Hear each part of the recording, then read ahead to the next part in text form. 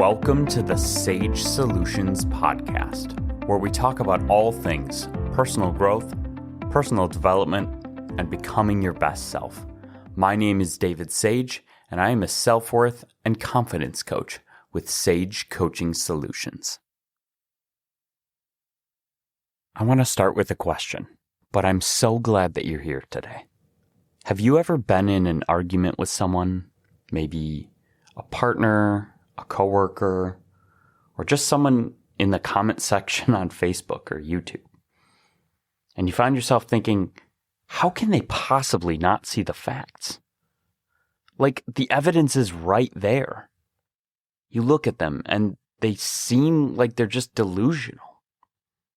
Now, this might be a little extreme, but we all get caught up in our own perspective, and sometimes it truly feels that way. But the uncomfortable truth that I want us to wrestle with today is that a lot of times they are likely looking at you and thinking the exact same thing. We like to think that our brains are like cameras. We think that we just point our eyes at the world, record the footage, and store the data. And that the way we think is always logical and computational, like a computer or a calculator. But that's just not how human psychology works. Your brain isn't a camera, and it's not a computer. In a lot of ways, it's more of a painter. Remember, your perspective of reality is the largest driver of your experience of reality, dramatically changing how you see the world and interpret events. So your brain is often this painter, and it's almost constantly painting over the world, over reality, in little cognitive shortcuts or biases that helped us survive as a species, and not just helped you survive, but made you feel safer, smarter, and more consistent than you actually are. This episode has been a long time coming. Today, we are doing a deep dive into the operating system of your mind. We are talking about cognitive biases. But before we get into it, our goal with this podcast is to share free, helpful tools with you and anyone you know who is looking to improve their life. So take action, subscribe, and share this podcast with them. Okay, now don't tune out. I know this might sound like a boring Psychology 101 lecture, but I've come to believe that understanding and gaining awareness of our cognitive biases is one of the best possible ways to try and view things as objectively as you can. Awareness helps you confront them. Some people may say ignorance is bliss, but in this situation, I disagree. If you don't know the glitches in your own software, you can't run your own programs effectively. Now, there's too many cognitive biases for me to put all of them in one episode, so I'm going to be doing a part 2 to this episode. But today, we're going to cover 10 major cognitive biases. Biases that we all have built into us as human beings. We're going to talk about why you probably think you're a better driver than you actually are. Why you think the world is getting worse when it might not be. And why the first price you see on a car determines everything. So take a deep breath and let's do our best to get objective. Part 1. The Ego Protection Squad. Let's start with the biases that are designed to protect your ego and your worldview. I'm grouping these up and calling them the Ego Protection Squad to make it easier to remember. The captain of this squad is the one you've likely heard of, confirmation bias. Now, you know how this works. You have a belief. Let's say you believe that, that waking up at 4 a.m. is the only way to be successful. Because of confirmation bias, you will subconsciously scour the internet and your daily life for any and all information that supports that belief. It also means that you're much more likely to ignore any information that goes counter to that belief. So let's say somebody then challenges you and says, no, you don't have to get up at 4 a.m., and provides a counterexample of somebody who's very successful that doesn't. You decide to scour the internet to see what it really says.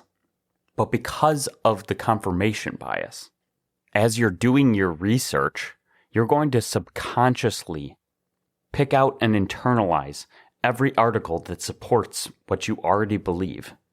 And at the same time, you'll mostly ignore the hundreds of articles about the importance of sleep or examples of very effective CEOs who wake up at 8.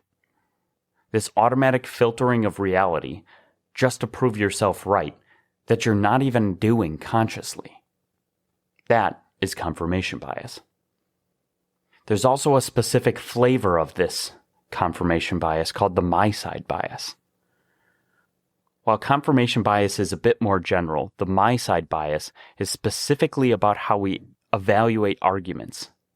There's a scientific consensus of studies that show that we evaluate information differently based on the my side bias, especially when it comes to politics. Now, I'm not looking to make a political statement here, and I'm not taking either side. I'm just using politics as an example because it's highly emotionally charged and very polarizing. Based on this scientific consensus, if I put a study in front of you that supports your political belief, you will likely accept it immediately, not questioning inconsistencies or errors or something that could make it not true. We see this all the time, where smart analytical people will then complement the positive sides, highlighting or saying that this study has a solid sample size and great methodology, overlooking any flaws in the study, because it confirms what they already believe. But if I put a study in front of you that contradicts your political view, you're likely to reject it outright and say, well, there must be something wrong with it, and then start hyperfixating on the issues with it and trying to find problems with the study. We then see smart analytical people do the exact opposite. And they'll start tearing it apart, saying, oh, the sample size is too small, and the researchers were biased. Even though that similar study earlier that confirmed their view may have had identical sample size and methodology. Because of confirmation bias and my side bias, we don't naturally evaluate data based on the data. We evaluate it based on whose side it helps. And in comes another cognitive bias that's basically holding hands with these other two. It's called the desirability bias. This is simply the tendency to believe something is true just because you want it to be true. Think about a relationship that is clearly failing. All the red flags are there. But you want the relationship to work. You want it so badly that your brain actually filters out the red flags. You don't even see them. You predict a positive outcome because the negative outcome is too painful to look at and you just don't want to believe it. If we think back to the last week of our lives, I'm sure we can find some places where any or all of these cognitive biases apply. Where did you accept a fact just because it felt good? That's desirability bias at work. It's comfortable. It keeps us stuck. And many times these compound because we often believe what we want to believe. And once we've identified that as a side, all three of these biases are at play at the same time, making it very hard to change a belief or even just rethink one when new information is provided. This group of biases has an insidious spiral effect, causing us to be less open to new things and restricting our learning to what feels comfortable and what we already believe. By being aware of these things, we can consciously shift our perspective and try and be more open to contradicting viewpoints. This allows us to become much more well-balanced, to think in more shades of gray, to be lifelong learners, to embrace wisdom and wonder through curiosity and critical thinking. Before I get into the next cluster of cognitive biases, there's one that kind of falls in between them and provides a little bit of a shade of gray with some added complexity by showing that multiple things can be true at the same time, and sometimes those things are contradictory. And with that, we have the spotlight effect. The spotlight effect is a cognitive bias where people overestimate how much others notice their appearance or behavior. This is driven by a form of egocentrism. People place too much weight on their own perspective, which makes them feel like they're under a constant spotlight, when they're often not even the focus of others' attention. This really arises from the overarching egocentric bias, which is basically that we are all caught up in our own perspective about our own life. It makes us naturally imagine things from that perspective, and that people would notice the same things about ourselves that we do. Now, this can go one of two ways. The most common way is actually a major driver of self-consciousness and insecurity. It's when we hyperfixate on one little part of our hair being wrong, or some specific piece of our body that we really don't like, when in reality, most other people don't even notice that. But we assume everyone does, just like we do, because if we see it, how could they not? As a confidence coach, I think a lot about these and how to mitigate these while still teaching people how to have true confidence. True confidence is not about being amazing at everything. True confidence is a combination of confidence and humility, of self-awareness, self-improvement, and self-acceptance, of self-compassion and social awareness. We're trying to build the powerful effects of being confident and happy with who you are. We're trying to fill up your inner cup and help you realize that you are enough and that you do deserve to feel good and have confidence in who you are. But that doesn't mean that you're amazing at everything and that everyone thinks you're the shit. Excuse my language. But you're just one person. I'm just one person. That's why we need to balance it with humility. And these competing yet coexisting cognitive biases can drive us to both be overconfident in some areas and insecure in others. Most of the time that you're hyperfixating on something, it's really just the spotlight effect in effect. And at the same time, the spotlight effect goes the other way too. We often walk into a room and assume that everyone is turning their heads looking. We're not that important, and that's okay. This next group of cognitive biases, I'm going to call the ego enhancement squad. These cognitive biases can be the drivers of big egos, arrogance, and overconfidence. I mean, after all, I'm the smartest guy in the room. I also happen to be in a room with just me right now. These biases are where we overestimate our own competence. We're going to start with something called the objectivity illusion, also known as the objectivity bias. This is one of my favorite biases because it's one of the funniest. It is the belief that you are less biased than other people. I've also heard it referred to as the I'm not biased bias. It often leads to a belief that you perceive reality objectively and without bias, and that anyone who disagrees with you must be biased, ignorant, or irrational. It's the I'm the only sane person here feeling. Not that that's never true, but are you really that special?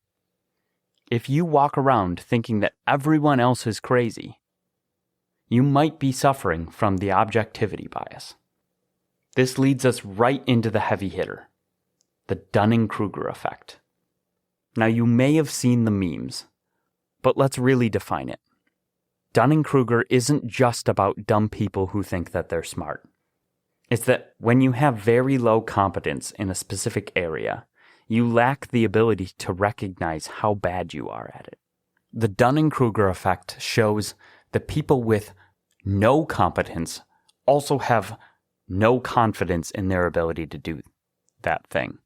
But as the graph progresses, and somebody gains just a little bit of knowledge and competence, enough that they feel like they know significantly more than they did before, their confidence in their own knowledge and ability skyrocket well beyond where their actual competence is. This can often lead very dumb people who know a little about something to think that they're incredibly intelligent and competent at it, hence all the memes.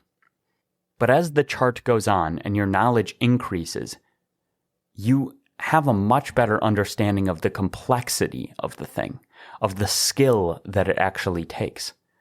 So your competence increases, but your confidence actually decreases dramatically.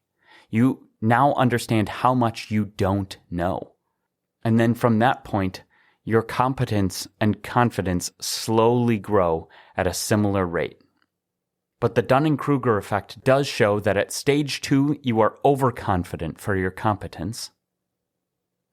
And at stage 3, you tend to be underconfident for your competence. When you go from knowing nothing to knowing a little, you feel like you know so much more, and that confidence spikes. It's when you have that very low competence in a specific area that you lack the ability to recognize how bad you still are at it. It's the guy who reads 2 articles on macroeconomics and thinks he can fix the national debt. Yet oftentimes the same guy is struggling with his own finances, and he doesn't know enough to know how much he doesn't know. As you actually get smarter at something, your confidence usually drops because you realize, holy crap, this is way more complicated than I thought. If you are 100% certain about a complex topic, you should probably check yourself. You might be on the peak of what people call Mount Stupid of the Dunning-Kruger effect. That's what they call the early spike of confidence in the Dunning-Kruger chart. So this leads directly into the overconfidence bias and its sub-bias, the illusory superiority effect. The overconfidence bias is the tendency to overestimate your own abilities, your knowledge, or your control, leading to a skewed perception of your own skills and your performance relative to reality. Have you ever done trivia and had something pop into your head that you then decided was the answer, and you argued that you knew it with absolute certainty because you heard something about it one time, but you're certain, and then it ended up being wrong? That's the overconfidence bias at play. It's a belief that we're better or smarter or more knowledgeable than we actually are, and it's usually characterized by overestimation, overprecision, and finally overplacement, which leads us to the illusory superiority effect. Here's a classic statistic. If you ask a room full of people, are you an above average driver? About 80 to 90% of people will raise their hands. Now, mathematically, that's impossible. We can't all be above average. That's literally not how averages work. And we do this with everything. We think we are more ethical, smarter, and more logical than the average person. Now, we may not think that we are the smartest, but we've got to be at least above average, right? This illusion of superiority prevents us from asking for help. It prevents us from learning. Because why would we learn if you're already better than everyone else, or at least above average? And not only that, I'm more objective than the average person, too. But by understanding your cognitive biases and becoming more aware of them, including the objectivity bias, You may actually become more objective, but you will never, I repeat, these are hardwired. You will never be fully objective. That is something that we all just have to accept. It's reality, it's human nature. So ask yourself this. In what area of your life are you coasting because you think you're naturally gifted, when maybe you actually need to put in the work? All right, we're about halfway through. Let's move on to the cognitive biases of fear and the past. We've already covered the ones surrounding ego and arrogance. Now it's time to talk about fear. While the human brain might want to protect your ego, it is not naturally designed to make you happy. It was designed to keep you alive. And because of that, we have a massive negativity bias. Rick Hansen, a highly respected psychologist, says that the brain is Velcro for bad experience and Teflon for good ones. You could have 10 people compliment your outfit today, and just one person say, "Man, you look tired." And what are you going to think about when you're trying to fall asleep tonight? Most likely, it's that one negative comment. We give far more weight to negative events and experiences than positive ones. Evolutionarily, this makes sense. Ignoring a sunset is fine. Ignoring a tiger is fatal. But in the modern world, this bias leads to anxiety and stress. Studies have shown that on average, we will tell about 33 different people about a negative event, and maybe 3 of a positive event of similar weight. There's also data showing that we give twice the amount of attention and weight to negative news compared to neutral, and only half the amount of weight to positive news. Compound this with the fact that 80% of news stories are negative in nature because they know these cognitive biases, and you can see how this spirals out of control. Now, this feeds into a related but separate bias called the declinism bias. This is the belief that the past was better than the present and that the future is going to be worse. Phrases like kids these days, "Ugh, music used to be better. Society is collapsing." We've believed society is collapsing for 2,000 years. The Romans wrote about how the youth were ruining society. Declinism happens because we forget the pain of the past and we obsess over the problems of the present. This also causes us to project a linear increase in the problems of the present into the future. In most cases, when you look at the data, human well-being and quality of life have only gotten better over time. This is the whole premise behind the book, The Rational Optimist.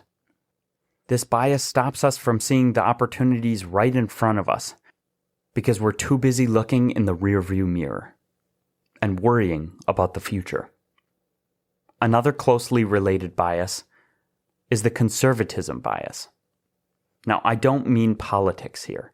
In psychology, the conservatism bias is the tendency to insufficiently revise our belief when presented with new evidence. It's a form of mental inertia. Let's say you read one article saying that a specific diet is bad.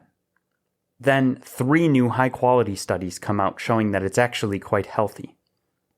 The conservatism bias is the drag that makes you say, I'm still not sure. We're going to stick with the old information because new information feels risky. This causes us to subconsciously overweigh prior information and underweigh new evidence. It keeps us living in the past, running old software on this new computer. And when you put them all together, it leaves us living in fear. All right, we're coming down the home stretch here. I have 2 more for you, and these are huge for decision making. First, we have the anchoring bias. Somewhat similar to the conservatism bias, it's the tendency to rely too heavily on the very first piece of information you receive, or the anchor. You walk into a store, You see a jacket for $500. You think, that is insane. Then you see a second jacket for $200 and you think, wow, that's a deal. You only think $200 is a deal because you were anchored by that first $500 price tag. If you had walked in and the first jacket you saw was $50, you'd think the $200 jacket was a ripoff. We often do this in negotiations, in salary talks, even in how we judge people. First impressions are essentially character anchors. If someone is rude to you the first time you meet, that is the anchor. They then have to work 10 times as hard to move you away from that initial data point. And finally, I want to talk about what seems like a contradictory bias, the pessimism aversion bias. Now, this sounds like the opposite of the negativity bias and also kind of the declinism bias, but it's different. Negativity bias is noticing threats and giving too much weight and giving extra weight to negative information. Pessimism aversion, sometimes called the ostrich effect, is when we actively avoid looking at information that might make us feel pessimistic, or when we hear something debilitatingly negative, in order to protect ourselves from the pain of it, especially when we have no control over it, we avoid that negative information, stick our head in the sand, and pretend it's not real. An example would be hearing that we all might die from something like global warming or the AI alignment problem. Our gut reaction is to reject those claims outright and stick our head in the sand. But the ostrich effect is not just for those incredibly overwhelming examples, but also for the daily overwhelming examples. This is not checking your bank account balance because you know it's low. It's not going to the doctor to check out that weird pain because you're afraid of the diagnosis. It's the bias that makes us think if we don't see the bad news, it doesn't exist. But it's time to face the brutal truth, the facts. You cannot fix what you refuse to be aware of. Okay, so I admit, there was a lot there. We basically just ran a diagnostic on your brain's biases, or at least some of them. We talked about how we filter for what we want to hear, confirmation and desirability biases. We talked about how we think we are smarter than we are, the Dunning-Kruger effect, and the overconfidence bias. We talked about how we cling to the past, declinism and conservatism. We talked about how we give extra weight to negative information, negativity bias. We talked about the spotlight effect and how it amplifies some of our biggest insecurities. And finally, we talked about how we consciously avoid negative information when it feels overwhelming, with the ostrich effect, and how we get stuck on the first impression with anchoring. So what do we do with this? How do we actually use it? You cannot just flip a switch and turn these off. You are human, but you can catch them. For the next week, I want you to play a game. I'm going to play this game with you. I want you to try and catch yourself in just one of these. When you're doom scrolling and thinking that the world is ending, say to yourself, this is declinism and the negativity bias. When you're absolutely sure you were right in an argument, ask yourself, am I suffering from confirmation bias, desirability bias, or the objectivity bias? When you see a price tag, ask, hold on, am I being anchored? The moment you name the bias and understand it, you take away its power. The awareness of these biases helps us combat them so that we can be more objective and more aware of the forces shaping our behavior. So that's what I have to offer you today. Awareness. It's not about having a perfect brain. It's about knowing how to drive the imperfect one that you have. If you enjoyed this episode, feel free to share it with somebody else, but try not to use it to call out somebody's bias. That's not going to work. And remember, you are enough, and you deserve to fill up your inner cup with happiness, true confidence, and resilience. Thank you for listening to the Sage Solutions podcast. Your time is valuable, and I'm so glad that you choose to learn and grow here with me. If you haven't already, don't forget to subscribe so you don't miss out on more sage advice.